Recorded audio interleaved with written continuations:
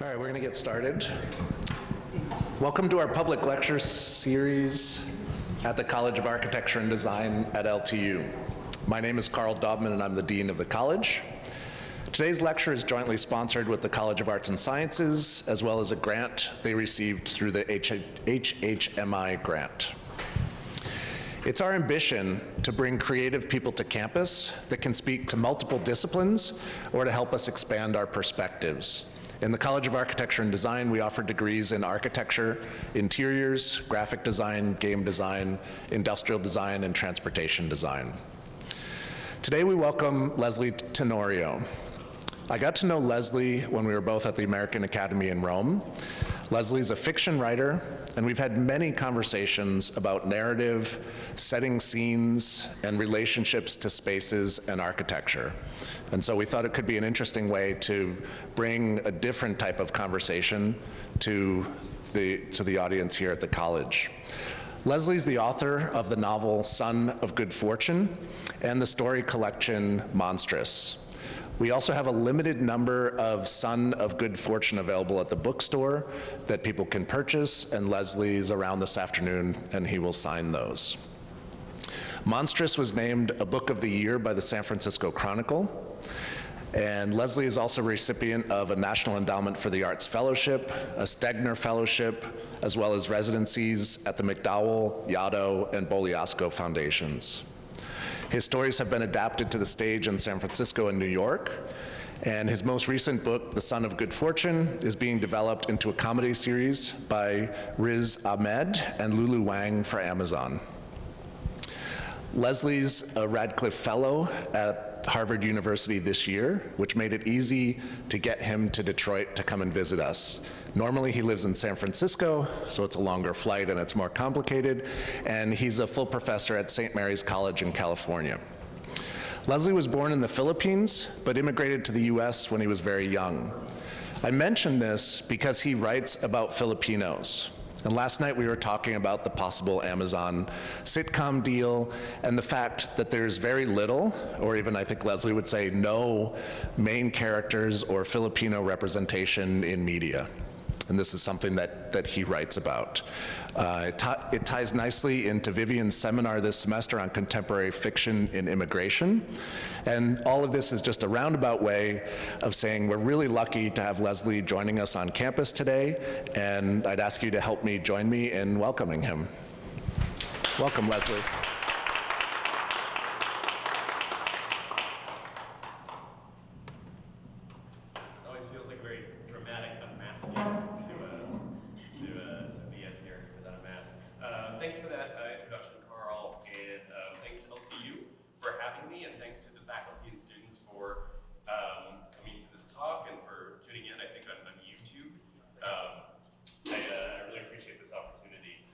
Especially just, there we go.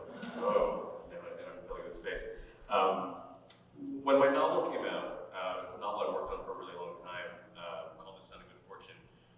The pandemic just hit. So basically any opportunities to do a book tour and in-person events were basically shot. I was lucky to be able to do a lot of online events. But I really appreciate just this chance to be in an actual room with actual people and actual pizza in the background for those who haven't had lunch yet. So I just really appreciate this opportunity. I especially appreciate the opportunity to talk at a school like LTU. I've done a lot of campus visits. Very, very lucky to have been invited to numerous campuses, but it's not, I was gonna say it's not often, it's not ever that I'm invited to a school like LTU where I'm with engineering students and design students and architecture students. So I appreciate this opportunity to discuss my work in a context I normally wouldn't, and for the opportunity to talk more about some of the technical aspects of books that I've written, and also the opportunity to force myself to attempt a PowerPoint, which is something very much out of my proverbial wheelhouse. So hopefully there will not be any technological disasters along the way. So I thought what I'd do is talk briefly about how I became a writer, how I sort of fell in love with the short story, and how I managed, survived, endured the transition into writing a novel, and I'm hoping that we can have a conversation toward the end, so I'll certainly look forward to any questions. I thought I would first start by just talking about how I became a writer. I have a lot of friends who are writers, and I remember in graduate school when I went to my MFA program in creative writing, some of my classmates would talk about writing their first novels when they were 12, and I just thought that's completely foreign to me. I did not grow up wanting to write. I mean, certainly I was a reader. I remember every Wednesday my dad would pick me up from school and we'd go to the library so I could get my books for the week. So reading had always been a vital part of my life, and certainly a vital part of my education. But this idea of writing just never entered my head.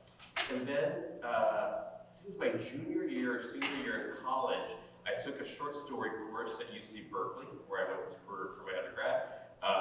I took a history of the short story course, just as a graduation requirement, with a writer named Bharati Mukherjee. I did not know who Bharati Mukherjee was. I just assumed, oh, well, she's my professor. It turned out she was a writer. And that seemed very glamorous to me, this idea that I would actually be in a classroom with a real life writer. So I decided to check out her book. And so I picked up her book late one night in college called The Middleman and Other Stories, which is a collection of short stories about the contemporary immigrant experience, told over 9 to 10 stories. And I remember reading this book late at night and coming across a character named Blanquita. Blanquita is this woman who's just arrived in Atlanta. She's starting this new relationship with an investment banker. And it hit me that for all the years that I've been reading, this was the first time I ever encountered a Filipino character in American fiction. And I thought, I have been invested, in the American reality like anyone else. I've been a reader for most of my life, and that it took this long to find a Filipino character, to find a character who might have some semblance of a similar experience to mine, was revelatory, and it was thrilling, but it was also deeply troubling. This idea that it took almost 2 decades for me to find that character. And I thought, this is problematic, and this is something I want to address, perhaps help fix. So my motivation was to try to remedy that problem. And I thought maybe my way of remedying that problem is to try to write fiction, to try to write a story. But I didn't have any training in writing a story. I guess it's sort of like, I don't know, trying to keep in mind the context of LTU. I imagine it's almost akin to coming across a building that you've never seen before, but you felt this building has always needed to be here. I'm going to go try to build one now without going to school and without having any sense of how to use a hammer, how to use a calculator. So I kind of felt like my experience in trying to write fiction and trying to write narrative felt like this clueless wandering through the page. So I really, because I wasn't formally schooled in writing fiction at the time, I really took my cues from this book, which for me is kind of like my own personal Bible. It's really canonical for me. And one of the things that Bharati Mukherjee's stories taught me was this idea of brevity and precision, this idea of getting in and getting out. Now, while I'm hesitant to offer a fixed definition for any form of art, roughly, I think we can all agree that the short story is a form of precision and compression and brevity. Ideally, you read a short story so that it's read in one sitting. And because it's the short story that motivated me to write, it's the short story that made me fall in love with writing, it's the short story that helped me understand narrative, it just became instinctive for me to work on the principles of economy and compression, and this idea that the reading experience of anything I might write will be this this thing that you read in one sitting. So my whole relationship to narrative was about quickness and brevity. Take a sip of water. Now, as I said before, I'm hesitant to offer any fixed definitions for any art form, but with the short story, typically a short story is a narrative built around a single event. It usually takes place over 2 to 3 days, maybe a week. It usually builds towards some kind of personal realization or potential shift for the reader. Not for the reader, but for the character, and hopefully the reader as well. Of course, you can find any short story that defies everything I just said.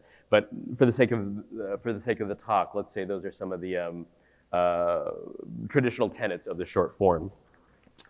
So that, as I said, that was my way of understanding narrative. So when I started, realizing that was the way stories operated and that was the way I understood narrative, when I started writing, as I said, my motivation for writing was to address this question of absence for Filipinos, Filipino Americans. So that concern was always my inspiration for writing. But that in itself is just a theme.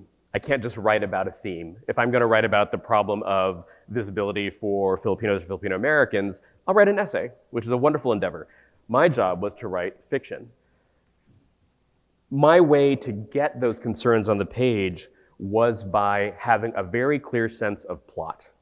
So I realized the more I wrote, the more I realized I'm becoming a real plot-driven writer. And when I'm talking about plot, I'm talking about a sequence of dramatically relevant events. So to me, plot was like an outline. If I can lay out a plot about a very specific situation, get the reader in, get the reader out, make sure something happens to a character, there's a realization or a change or a failure to change, then I think I've got a story. Should be about 15 to 25 pages. That's how I was operating. My way of generating plot was to seize upon any, what I call strange but true events that somehow evokes my concerns about what it means to be Filipino. So when I could find a story in real life that somehow brought together the Philippines and America or the West, I thought, okay, I can make a plot out of this. So I began writing stories about these strange events that I would find in the news or in history. So in my book Monstrous, I have a story about the time these Marcos loyalists beat up the Beatles at the Manila International Airport, based on a true story. I learned about an American-run leper colony in the South China Sea that housed only Filipino leprosy victims, based on an actual place. I learned about a Filipino faith healer who was traveling through North America, conning sick Filipinos and pretending to cure them. That's also based on a true story. So I would find these strange but true situations, be able to tease out a plot, almost kind of like an outline, and create a story, 15 to 25 pages. So what I thought I might do is just read an example of one of those stories. And maybe give a little bit of explanation on what I think is happening technically in each of these moments. So I'd mentioned the faith healer, which again, based on a true story. So the story that I came up with based on that situation is a story called Felix Starro. So what I thought I would do is read the opening and then talk a little bit about it.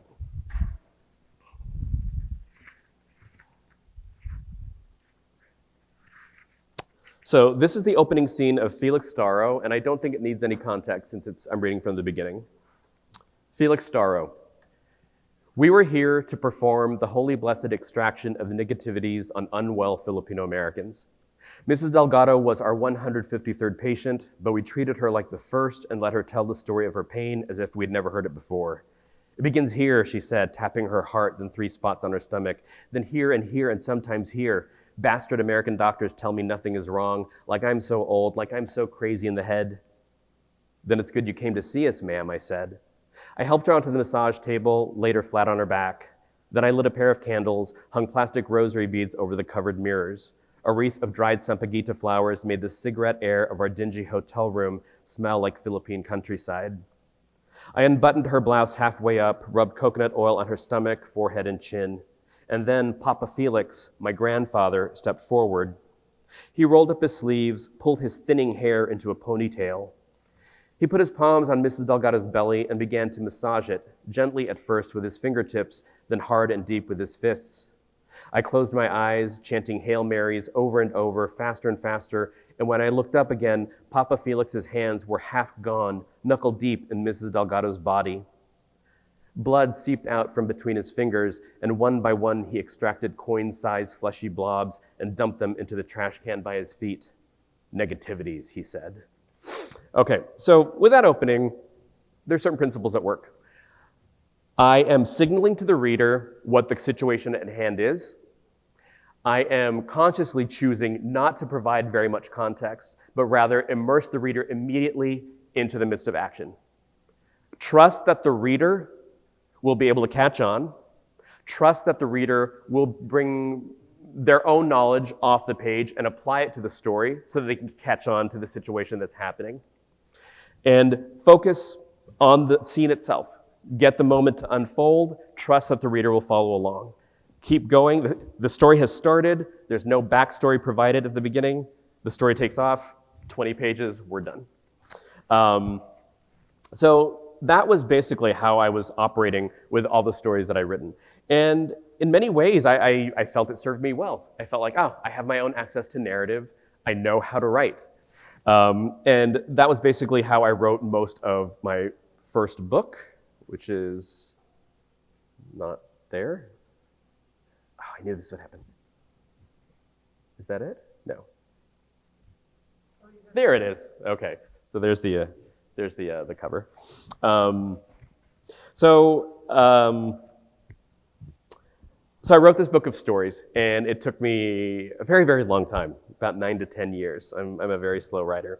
But when I finally finished the book and I published it, I knew that I wanted to try a novel. The main reason I wanted to try a novel was I owed one to my publisher. It was contractually due. So it wasn't necessarily a true artistic aspiration, but I don't want to get sued. So, avoid litigation. That's the first rule of being a writer. But my idea was, but I also just wanted to prove to myself that I could write in the longer form.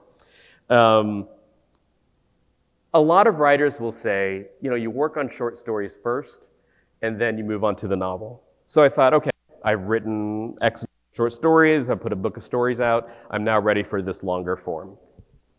But what I quickly realized was that the short story was by no means a training ground for the longer form. I understood the principles and the tenets of narrative. I knew that, a lot of stories rely on plot. You can look at plot as a kind of obstacle course into which you subject a character. Character sort of endures all the obstacles in this obstacle course of plot and gets to the end. I knew how to apply that to the short story, but I did not know how to apply that to the longer form of the novel. And I think what was troubling was when I got to the novel, what I thought was instinct for writing narrative, at least for me, was actually becoming formula. And in many ways, formula, as helpful as it might be, I think in art, can kind of be the death of your art. You don't want to be hackneyed. You don't want to rely on a kind of rubricized way of working.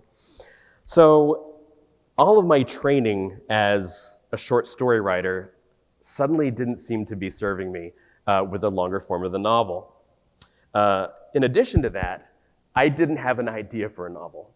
So whereas I had this sort of bag of tricks where I could, or like a sort of like a backlog of strange but true stories from real life that I could easily turn into a short story, I couldn't find one that I could easily turn into a novel, mostly because I didn't know how to write a novel and I didn't have a sense of what kind of really structure could support the form of the novel.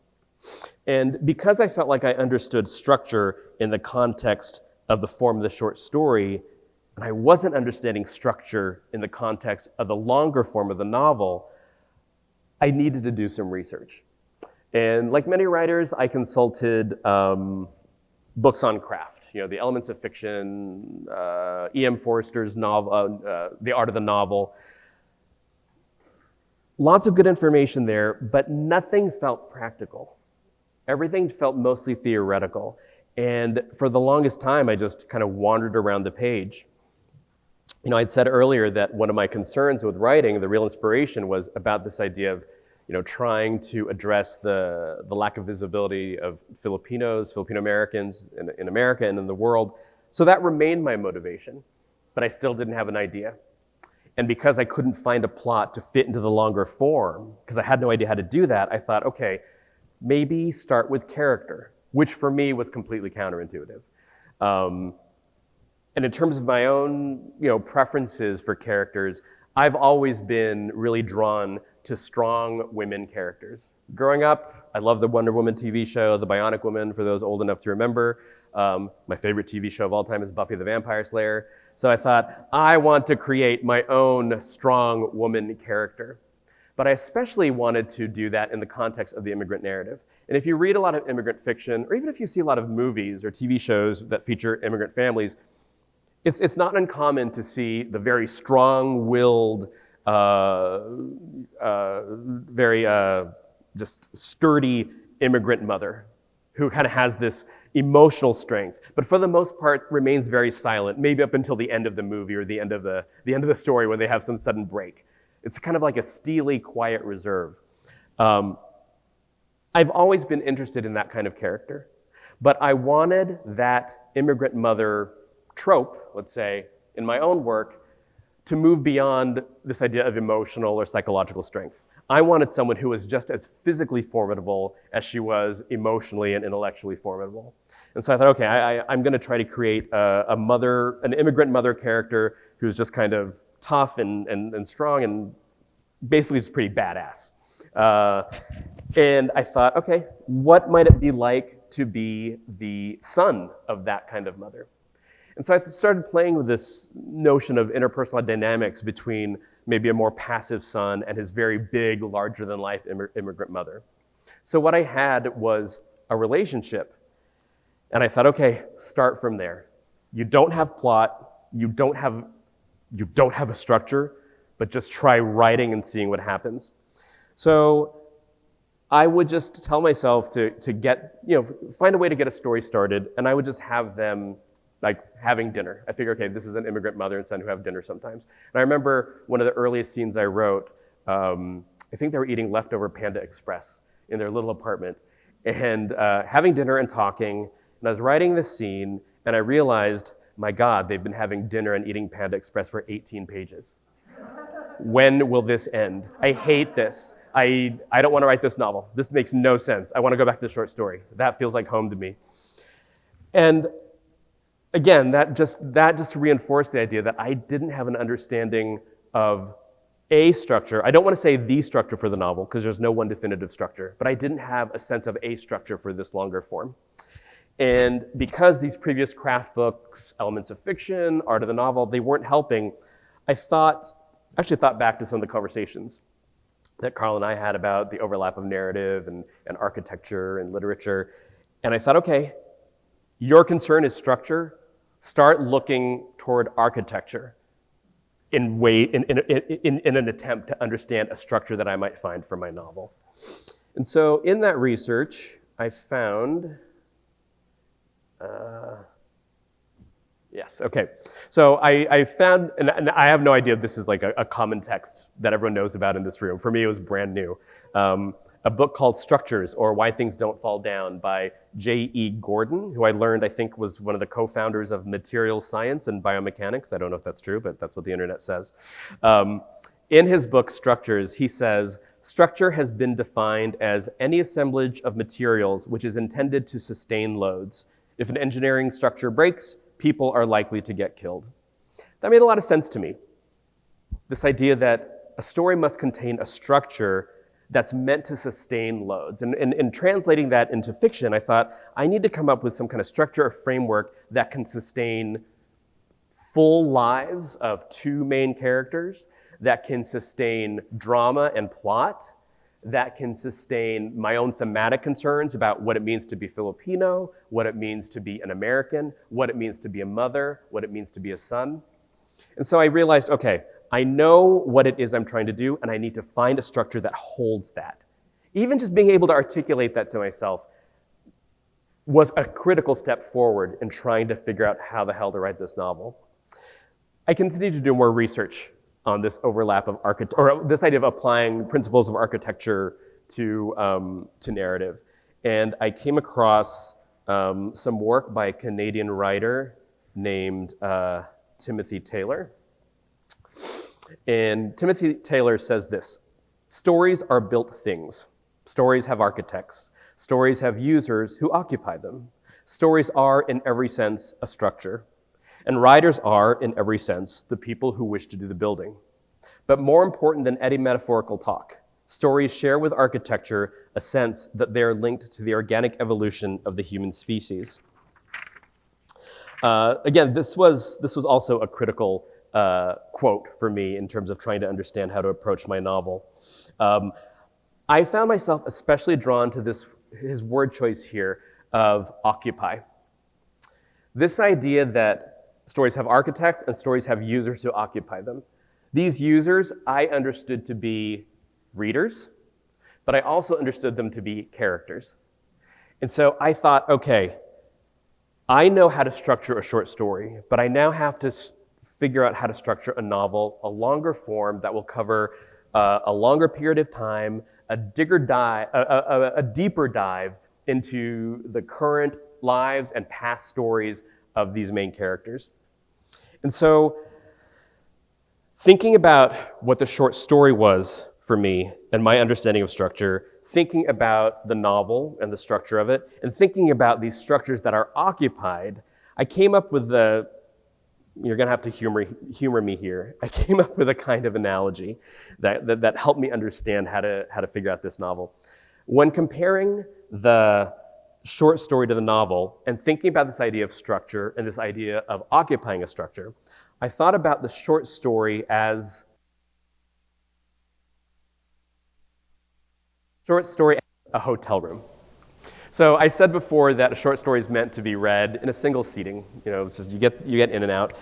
A short story also is like a hotel room. It's a brief visit that serves a very particular purpose. You check in, it's a place to sleep, it's a place to relax. You are in this hotel room because you are visiting a new city or you're on a business trip. A hotel room also, to a certain degree, relies on what is outside of it. You check into a hotel because you have willfully relocated yourself temporarily in a new location. To me, a short story feels similarly. Characters occupy this brief period of time, this very compressed structure. The short story, in many ways, has a single purpose. And as I said earlier, much of the short story relies on what is outside of it, what is off the page. Short story is hotel room. That was my understanding of it.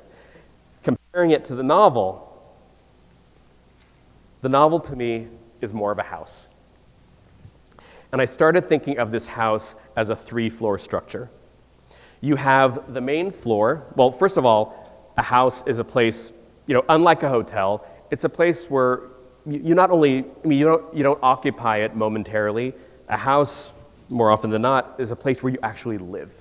It's a place where you grow, and it's a place where you evolve. That's what characters need to do over the course of the longer form. So I started thinking of the novel as a 3-story house. There's the main floor, and to me, the main floor is where the living happens. It's where you hang out, watch TV, entertain your guests, have meals, etc. You have the living room on the main floor, that's where the living occurs. But then I thought about this idea of basement, and that's where things are stored. That's where you keep things of the past that are always in the house. You don't always go down there to look at them or to pull them out, but they are nonetheless present. And in realizing that this house that I was coming up with in my head had a basement, that was my understanding of how to manage this idea of backstory. If you ever are in a writing workshop, and I teach a lot of writing workshops, there's constant conversation about backstory. In the short story, you don't always, but you tend to want to compress and minimize backstory. Because you have a short period of time in a short story, you want to get the story started. If you have background information, you want to present it in a very compressed yet still experiential way. With the novel and with the structure of a house, I thought I have a whole level of backstory that I can draw upon. And if I really want to, I can take the reader into that basement, into that backstory, and develop its own narrative from there. And it almost felt decadent. Like I felt like I was almost being like breaking the rules. This idea that I could delve into backstory. And so as I was trying to figure out a possible plot for this novel, I realized, I don't just have to sustain a present time plot over the course of 200, 300 pages. I can actually dig into the lives of these characters, get into their pasts, and really excavate that material. Going back to the house, I also thought about the upstairs of that house. And when I think about a multi-level house, I always think the bedrooms are upstairs. That's where you go to retire, to go to sleep, reflect upon the day. One of the things that I really love writing, but I'm not often able to do in a short story, because again, you want that story to keep going, is to be able to take those moments of pause, those moments of reflection. Like to allow a character to look at a tree and just go into what that tree might make the character think, what that tree might make the character remember. You don't often have the time to do that or the space to do that in the short story, but I realize in the novel, I can do that. So now I had these 3 levels of narrative, or 3 levels of this house that I concocted in my head, that I could completely indulge, have the characters run upstairs, run downstairs, spend time in the living room, then spend a whole chapter in the basement. And when I'm talking about these levels, I'm thinking present time, I'm thinking backstory, I'm thinking moments of pause and reflection. So knowing that I had this new structure in which to understand the form of the novel, or at least my novel, and I should have really started by saying any elements of craft or any structures that I might be suggesting, they are not absolutes. There are no absolutes when creating fiction, or really I would think in creating any kind of art. So, please take everything, within that context, everything that I'm saying. But for me, I felt like now that I've come up with this 3-story house, I think I can build a structure that can hold the form of my novel. So once I came up with this structure, I was able to finally tease out a possible present time story. I knew that I wanted to deal with an immigrant mother and an immigrant son. Thinking about the possibilities, for various reasons, that eventually became the story of an undocumented mother and son, which eventually became the story about an undocumented mother who is a part-time scam artist. As her way of making money, she scams men online, and her young undocumented son who leaves home in the hopes to reinvent himself, but for various reasons has to return home and get his mother's help to repay a debt that he doesn't think he can repay. So therefore, the 2 of them have to kind of join forces and pull off this scam. Suddenly, I had a plot. And I felt like, okay, not only do I have a plot, I don't have a sequence of specific events yet, but I do have a kind of trajectory, a dramatic trajectory, that is going to take place on the main floor of this house. But because I have the longer form, and it should be fuller, more expansive, I can now delve into backstory. And I can do moments of pause and reflection. Just want to mind the time here. So I suddenly felt empowered to write this novel. I mean, it was still a lot of trial and error, but whenever I felt like the work wasn't quite happening the way it should, I felt like my refuge was this 3-story house structure that was going to that hopefully would hold up the form of my novel. So this novel, let's see. This is the novel that eventually became. I'm never doing PowerPoint again. The Son of Good Fortune.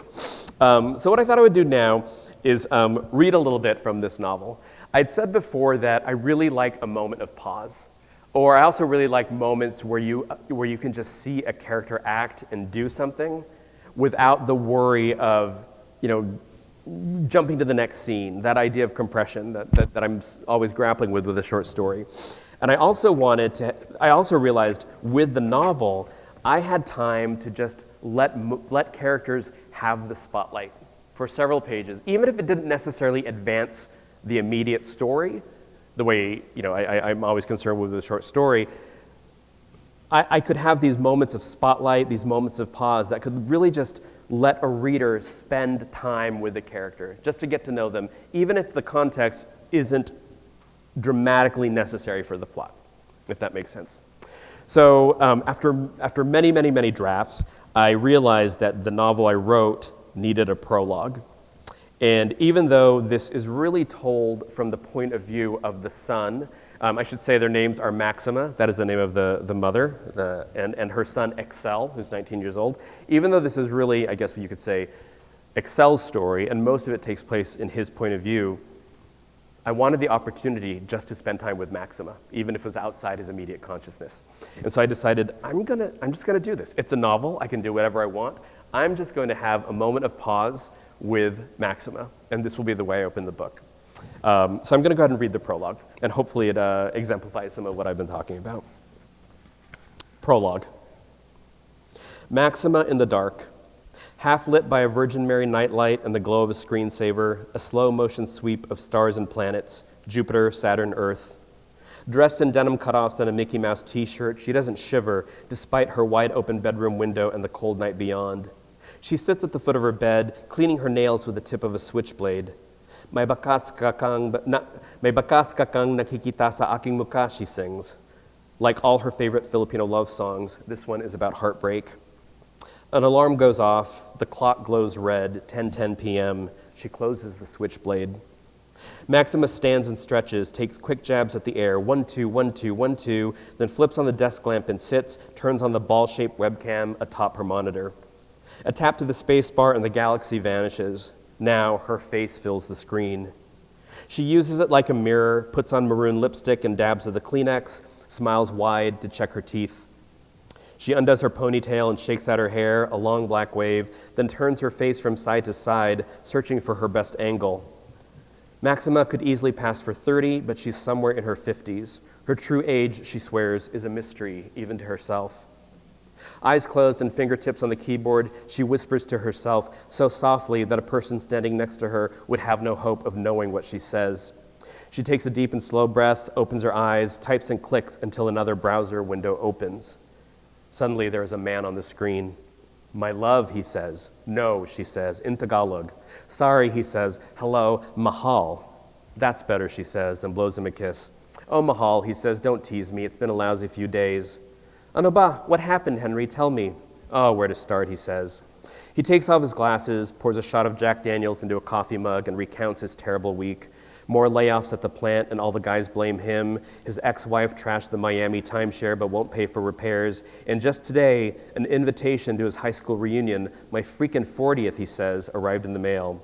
But the real downer, he says, is the weather. End of spring, and I'm still shoveling snow. Snow, snow, snowy, snowy, snow, she sings in a made-up tune. She puts her elbows on the desk and rests her chin on clasped hands. My whole life, she says, I have never seen snow. Come to America, he says. Come to North Dakota.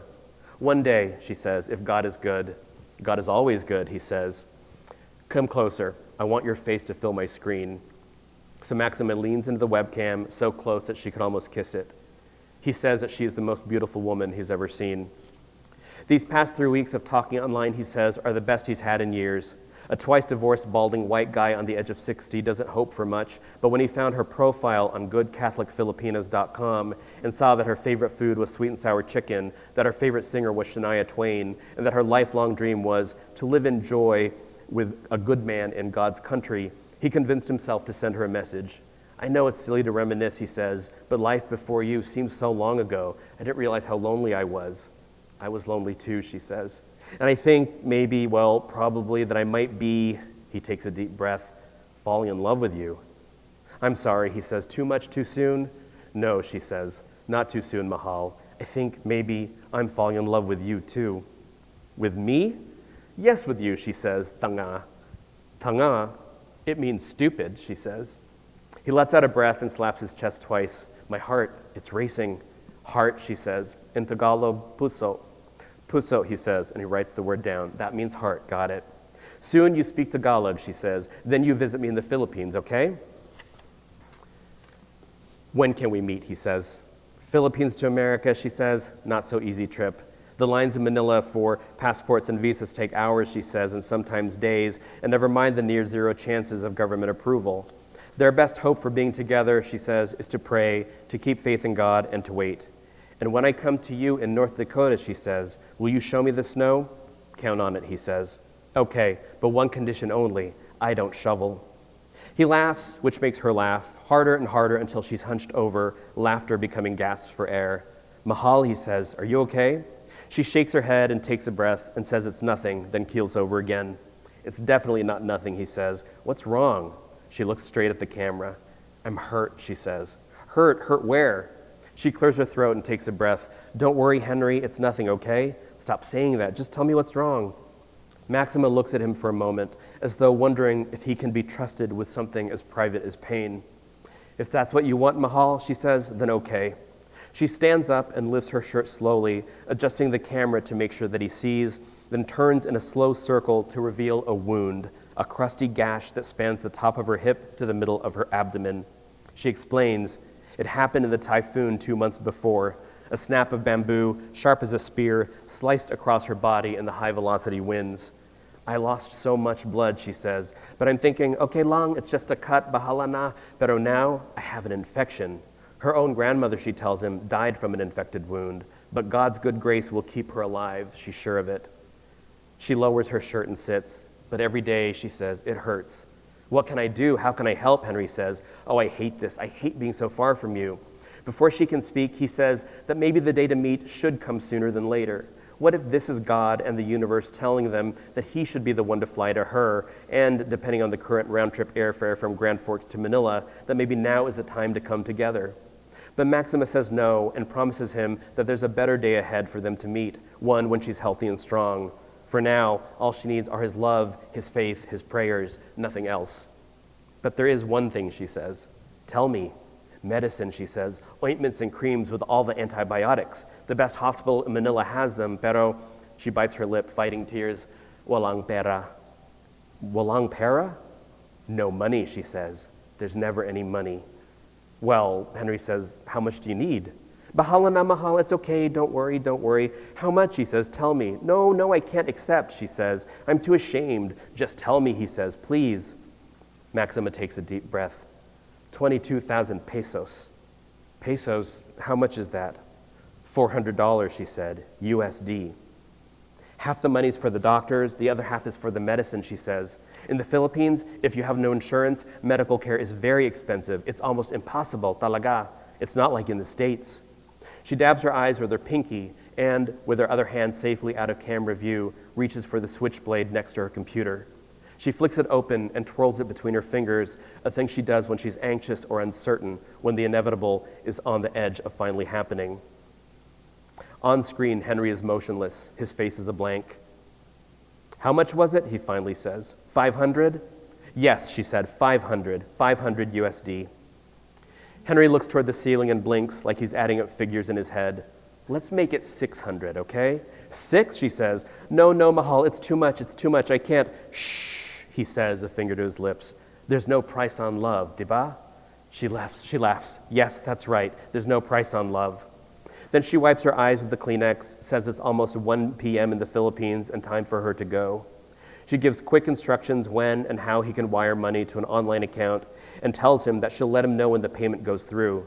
This will help me so much, she says. Thank you, Mahal, thank you. And soon, one day, I promise we will meet. Henry nods. Yes, Mahal, and when we do, we'll sit in the countryside, put on some Shania, and then he leans into his camera, filling her screen again. We're gonna fuck like bunnies. He winks and kisses the air, and the blade spins faster in Maxima's hand. They say goodbye, and Henry signs off, disappears from the screen. But Maxima is still there, and for a moment, she watches herself, tilts her head slightly, like her face is one she recognizes, but doesn't quite know. She turns off the webcam. Maxima lifts her shirt and carefully peels away the wound, a trick of rubber and glue, then jots down quick notes in a small spiral notebook. She picks up the switchblade and opens her closet, where, on the inside of the door, she's tacked up a human target, the kind found at a shooting range. She steps back, stands against the opposite wall. She raises the switchblade, aims, and throws. She misses the heart, not by much. And I think I'll end there. Thank you so much. And I'm happy to take questions, either from anyone in the room or I think online for those who might be tuning in on YouTube. So you can let me know if anything comes up there. I think there's a question behind you. All right, thanks, Leslie.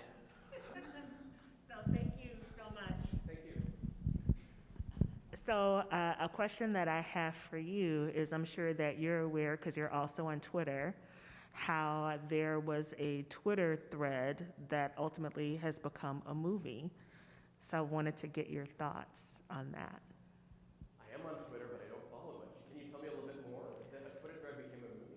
Yes. So there is and I'll pull it back up again, because I wanted to make sure I kind of pulled it down. So the name of the movie is Zola, and it is based on a Twitter thread regarding an exotic dancer who is invited on a road trip to Florida. So it's like human trafficking. Okay. Oh, okay. Okay.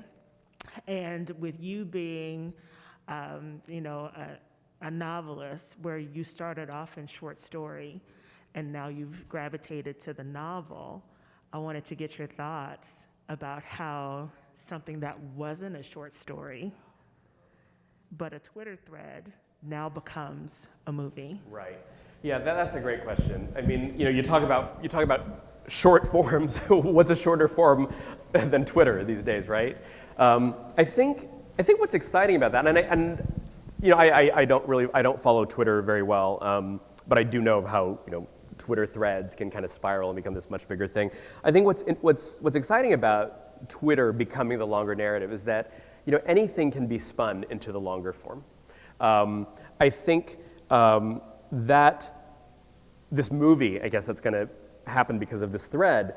If people weren't tweeting with a sense of precision and tension and drama, even trying to compress those things into however many characters you're allowed in a tweet, right?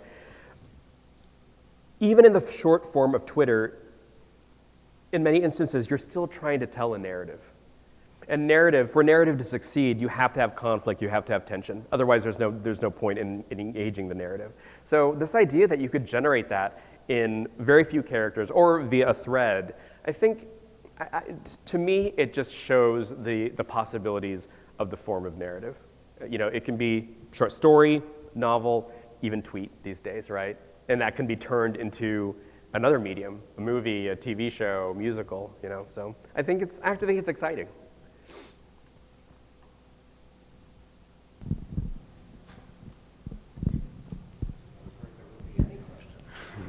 Thank you very much. This was really inspiring to me.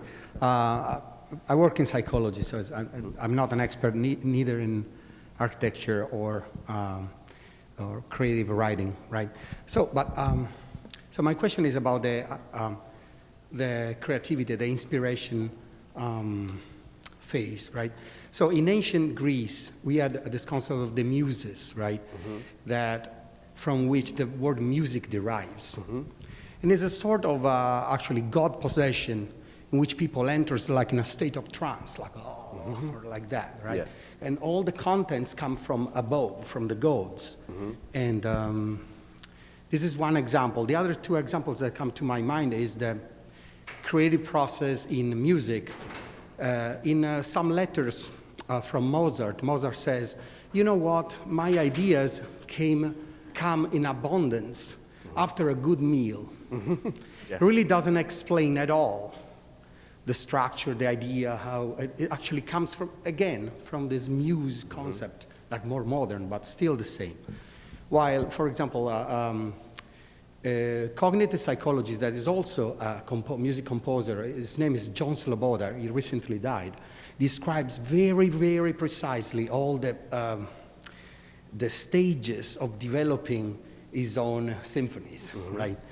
So I'm actually interested in the tension between these two moments, right? You described very well that what I understand, you needed structure in order to put contents into it. Actually, you described so very well in terms of houses or hotel rooms, according to the length of the form. Yeah. So my question is, how much of this is an emergent quality of what comes before, the egg or the chicken? Right. This kind of, I'm interested in this process. Right. No, I don't know if I explained myself. Yeah, you did, and that's a great question, and I think it feels especially relevant in this context because I was invited to speak at LTU, and I did want to take a more technical approach to talking about my work.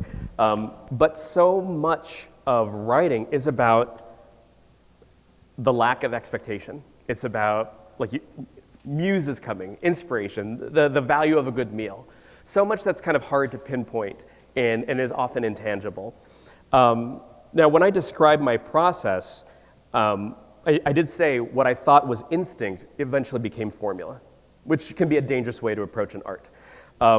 But I think what precedes all of that is, I might have used the word earlier, but it's a word I use all the time with my students, is obsession.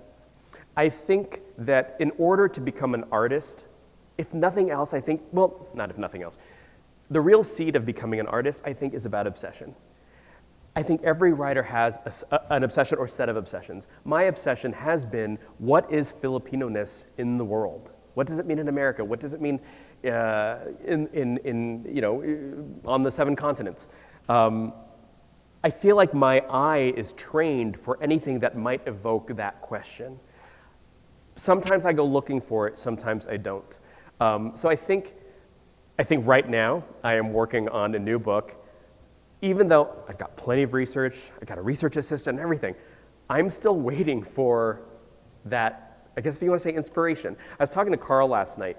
So much of writing for me is about sitting and waiting for the right voice.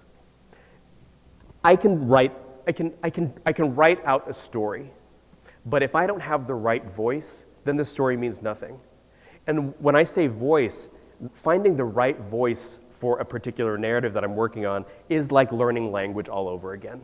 So I sometimes feel like I really am sitting waiting, while I'm trying to distract myself with research or teaching. I'm waiting for that voice to come to me. And so I really am waiting for, what might be a little more mystical or spiritual. And until I get that thing that can't be analyzed through craft, that can't be dissected based on the jargon that comes with writing fiction. Until that kind of mystery comes along, it's really, really hard for me to write. So, yeah, there's a question over there. Wait.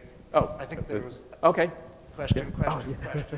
And then, maybe to follow up too, and I think we'll talk more about this. It's a great question that Franco asked between how you make something, because I think that's what's a really nice connection between you don't talk about it as design, but you're creating this kind of world, you're creating these people, you're describing all these things, and at least for designers, we're designing spaces for them or thinking about it. I would say the difference when we talk about design is just that we often don't have the opportunity, like you said, you took a long time to write your book, right? In a professional design setting, you have a timeline. And so that tension between the kind of muse or the inspiration and the craft is something that I think is really interesting in the way that you talked about the structure as giving you something to do that. But I think we'll have a good dinner conversation tonight about this. You answered part of my question because you said you're starting another one. I guess I wanted to know sort of how you knew it was done and what the experience was like. Obviously, it wasn't so heinous that you're trying it again. It was heinous. And I don't know why I'm trying it again. Okay, that's an honest answer. No, but you did ask the question, how did I know when it was done? The quick, crass answer is that when it got published. That's when I knew it was done. But I think I know something is done or on its way to being done when my most trusted readers feel like it's done, and when I myself realize I can tweak this, I can expand this, and it won't change the essence of the story. It's not going to make a difference. It's time to let it go. Luckily, with these first 2 books, I had editors who can help sculpt it even further. But I really do. I am like many writers. I am one of those writers who relies on other writers to help me figure out when something is complete.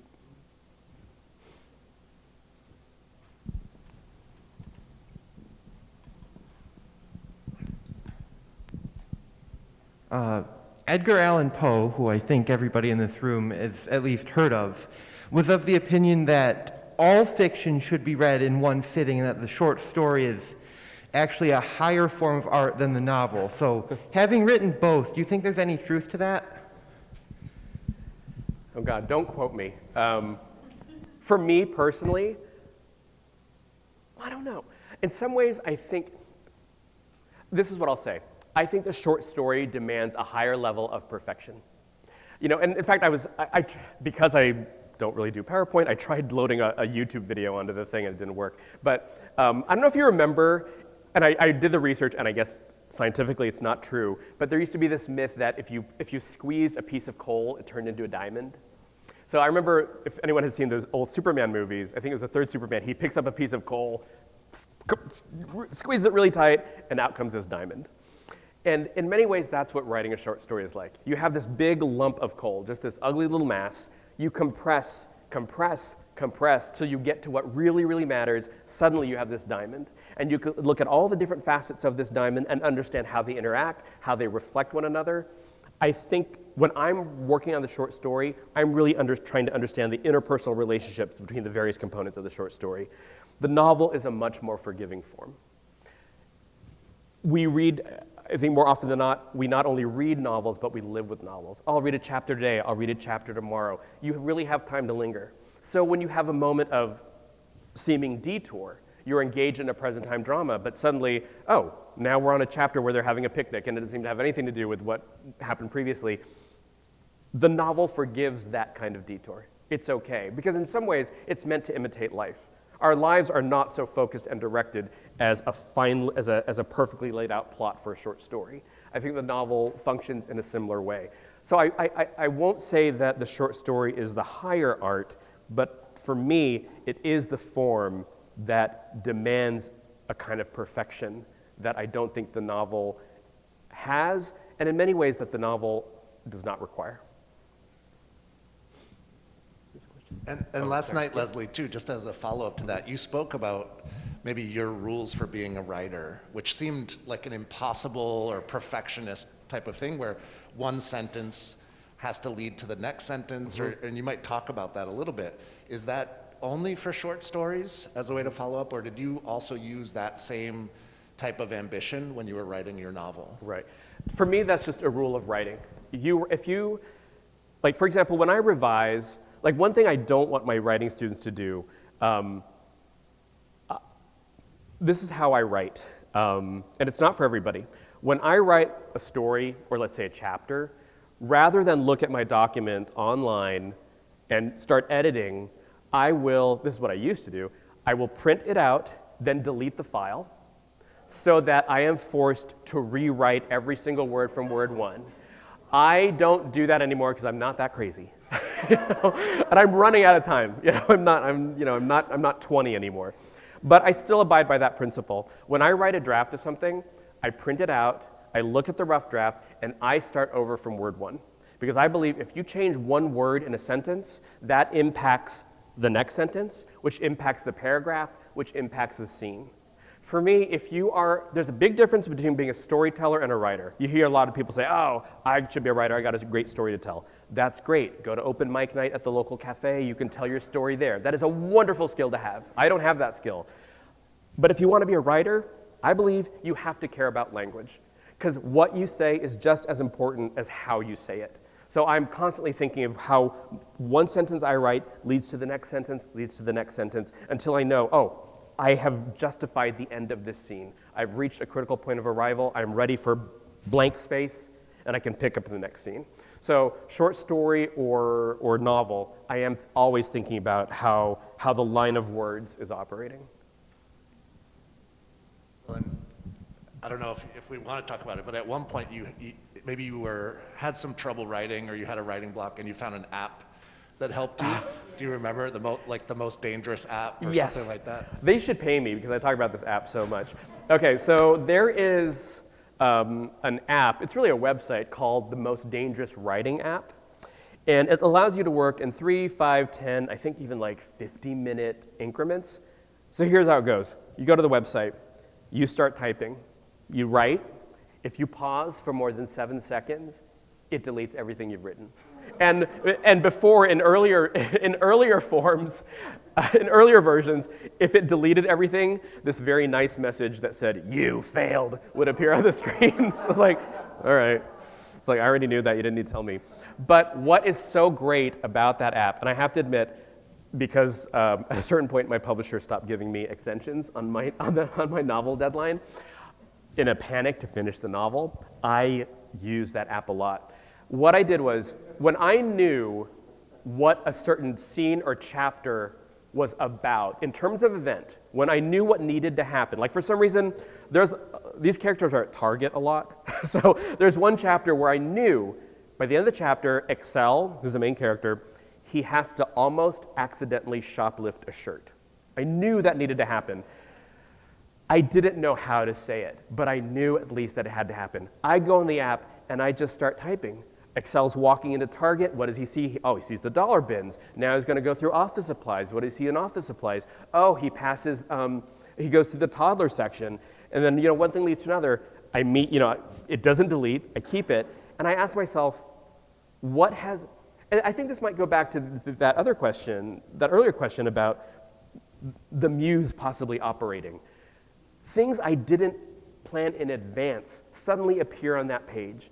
And now I've given myself semi-raw material to either keep or throw out, to resculpt, so that, and I think that's when I actually feel like, rather than just engaging work, I might almost be engaging art, when things that I didn't know were gonna come out of me are suddenly there. That's when it's like, hey, this is fun. This is the moment where I can't craft something out. I can't offer some kind of, definitive analysis. This is where the mystery enters, I think. And so that app was really crucial. And there is material and critical dramatic moments in this book that I don't think would have happened had I not been writing in that kind of frenzy. It's not for everybody, but it was immensely helpful. Thank you. This was a very good talk, and I really do appreciate the technical side of, going from short stories to novels. But I would like to turn the attention to something, from your personal perspective or your experience. And that is, you talked about your writing is focused on identity and immigrant narratives, et cetera. Mm-hmm. How do you, however, in some of the writing, I'll give you a little bit about my background, in some of the writing, it focused a little bit more on the stereotypes of the immigrant, right? Mm-hmm. And so how do you begin to decipher or separate your personal commitment towards really elevating immigrant communities and their experience in America in bringing, being culturally responsive? Yeah. How do you begin to articulate that commitment, throughout your work? Yeah, that's a really, yeah, sorry. And then the second question is, have you ever traveled to the Philippines? Okay, got it. To answer the second question first, I was born in the Philippines, but we left when I was 7 months old, and I've been back, I think, 3 or 4 times. It's, when I go back, I feel very American. I am American. I feel very American when I go back. I mean, it's the emotional distance is it's not the emotional distance. It's the cultural difference is quite apparent. So I've gone back a few times. Now that first question, which is such a great question, and is something I'm constantly thinking about, especially with this novel, because essentially I am writing a book about, well, not essentially, it's a book about 2 undocumented characters, but I am also writing about an undocumented character who is a con artist, scamming these, unwitting men online. I am writing about an undocumented immigrant, Excel, who doesn't really aspire to much. He doesn't fit that trope of the immigrant who comes to America and because is given the opportunity does amazing things. That narrative, that trope, is all true, and we see it every day in the American reality. But I think it's also true that undocumented people, even though of course I want to cast a sympathetic light on that situation, they're also not saints. They're not purely martyrs. And Maxima is, in many ways, a very selfish, self-absorbed woman. A little bit of her backstory: she is a former B-action movie star in Filipino movies. She says, I should have been the Filipino Michelle Yeoh. That was her big aspiration. It didn't work out. So she does what she's able to do. She, you find out in the book that she took on under-the-table jobs, cleaning houses, wiping hubcaps at dealerships. And she's realizing, I don't want to do this the rest of my life. What's her quicker way to a larger amount of money?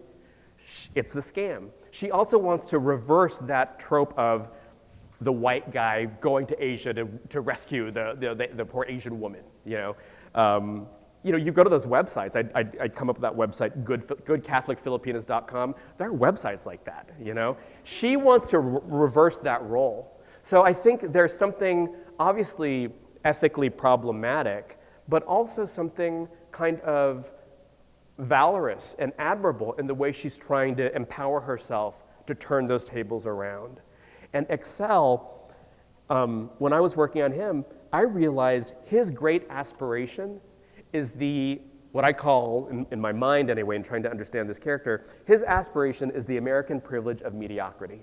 He doesn't want to become this superstar. He wants to be able to pay his bills, have pizza on Friday night, hang out with his girlfriend. Maybe he doesn't want to go to college. He's not thinking about this. He just wants to be able to go about his business the way anyone can. But his current status as being undocumented prevents him from even that. And so I did a lot of research on the undocumented experience for this book. What I found was I started running the risk of turning this book into a kind of social document about being undocumented. I had to remember, this is a book about being undocumented, but it's about these particular undocumented characters. I didn't want to make them representations. Of course, that did mean that meant running the risk of creating undocumented characters who are not these perfect saints. They're human and they're flawed. So I had to commit to that. I definitely was thinking about the implications of every choice I made. Thank you.